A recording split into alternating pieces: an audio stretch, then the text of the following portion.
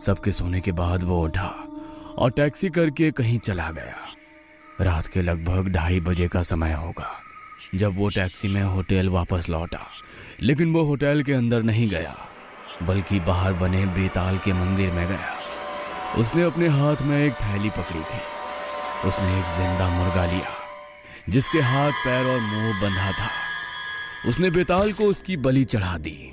तभी उसकी आंखों के सामने वो मुर्गा कहाँ गायब हो गया वो समझ ही नहीं पाया। वो इतना डर गया कि आगे उसे समझ ही नहीं आया कि उसे करना क्या है। वह बस हाँफता हुआ होटल के कमरे में आकर लेट गया। पता नहीं अपना शरीर मुझे इतना भारी भारी क्यों महसूस हो रहा है। बड़ा ही अजीब लग रहा है। कहीं मैंने कुछ गलत तो नहीं कर दिया। नितिन बार बार करवटें बदल रहा था।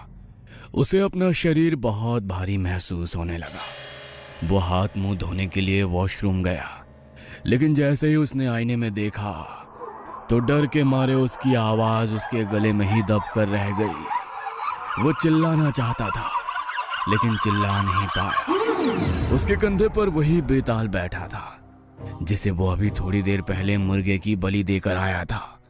उसका पूरा चेहरा खून से सना हुआ था। वो नितिन की ओर देखकर मुस्कुराया। तुमने मुझे बलि चढ़ाई और अपनी इच्छा भी नहीं बताई।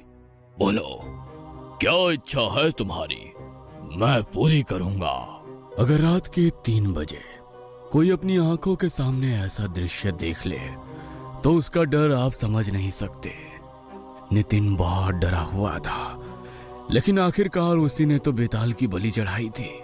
उसने थोड़ी हिम्मत जुटाई। मुझे अपनी एक इच्छा पूरी करनी है। जानता हूं कि तुम्हें अपनी कोई इच्छा पूरी करनी है, इसीलिए तुमने मुझे बलि चढ़ाई। अब बोलो, वो क्या इच्छा है? मुझे ज्यादा इंतजार करना पसंद नहीं।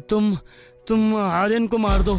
मेरे और संजना के बीच में बहुत आता है। वो चाहता है कि मेरी संजना उसकी हो जाए, लेकिन मैं ऐसा होने नहीं दूंगा। इससे पहले कि नितिन अपनी बात खत्म करता, उसने आईने में देखा कि बेताल उसके कंधे पर नहीं बैठा है। उसका कंधा भी अब बिल्कुल हल्का हो चुका है। उसे लगा कि ये सब कुछ शायद उसका कोई भ्रम